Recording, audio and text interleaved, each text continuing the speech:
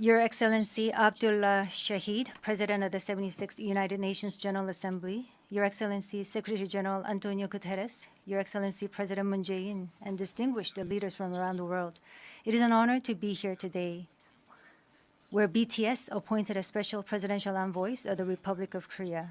We're here today to share the stories of our future generation. Before we came here, we asked the young people in their teens and 20s around the world about their past 2 years and about the world they find themselves in today. Jin will share some of the answers we received. Yes, should we take a look? You can feel the good vibes from just looking at these. There were times during the past 2 years when I too felt bewildered and troubled. But still here, we have people who cry out, let's live on, let's make the best of this moment. Because we can't stand still when we are in the ideal time of our lives to take on new challenges. It wasn't as if we could blame anyone, and you must have felt the frustration. Here I'm the same as I was yesterday, but the world changed like we were transported in a flash to a parallel world. I was saddened to hear that entrance and graduation ceremonies had to be canceled. These are moments in life you want to celebrate, and missing out on them must have been upsetting. We were heartbroken when our long-planned concert tours were canceled. And for a while, we yearned for the moments we wanted to make complete. Yes, it was a time for us to mourn for the things that COVID took away from us. A time to discover how precious each and every moment we'd taken for granted were. Suga mentioned the precious things we'd taken for granted, and lots of people answered our question by sharing pictures of their precious moments. Many people showed how they share their moments with nature. I think during these 2 years, they found dear the time they experienced and care for nature. Yes, but maybe because we feel an encroaching sense of dread that our time on this earth is limited, we just talked about the things we mourn, and I shudder to think about mourning for the earth. Everyone agrees that climate change is an important problem, but talking about what the best solution might be, that's not easy. It's a topic that's tough to make conclusions about. Yes, it is a tough discussion, but I learned while preparing for today that there are many young people who have an interest in environmental issues and choose it as their field of study. The future is unexplored territory, and that's where we, more than anyone, will spend our time. So these young people were searching for the answers to the question of how we must live that future.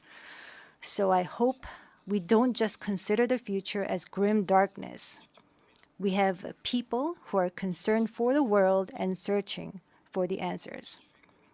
There are still many pages left in the story about us, and I thought we shouldn't talk like the ending's already been written. Of course, sometimes the world seems stuck in place, even if you're ready to go. Sometimes it feels like you've lost your way. There was a time when we felt the same way. I've heard that people in their teens and 20s today are being referred to as COVID's lost generation, that they've lost their way at a time when they need the most diverse opportunities and must try new things. But I think it's a stretch to say they're lost just because the paths they tread can't be seen by grown-up eyes. Yes, take a look at these pictures. Here we have many who are trying hard to continue their friendships online in new ways, start learning new things, live healthier lives. I'm sorry, excuse me. 네, 새롭게 공부를 시작하고 더 Yes, these kids are trying to learn new things and trying to figure new things out. They don't look lost. They look like they are finding new courage and taking on new challenges. I think that's why instead of the lost generation, a more appropriate name would be the welcome generation. Because instead of fearing change, this generation says welcome and keeps forging ahead. That's right. If we believe in possibilities and hope, even when the unexpected happens, we will not lose our way but discover new ones. There will be choices we make that may not be perfect, but that does not mean there will be nothing we can do. That's what I think. What is important are the choices we make when we're faced with change, right? Some of you heard the news that we're coming to the UN, and a lot of you were wondering whether we have been vaccinated. And I'll take this opportunity to say yes. All 7 of us, of course, we received vaccinations. The vaccination was a sort of ticket to meeting our fans waiting for us and to being able to stand here before you today. Just like we said in our message today, we too are doing the things that we're able to do right now.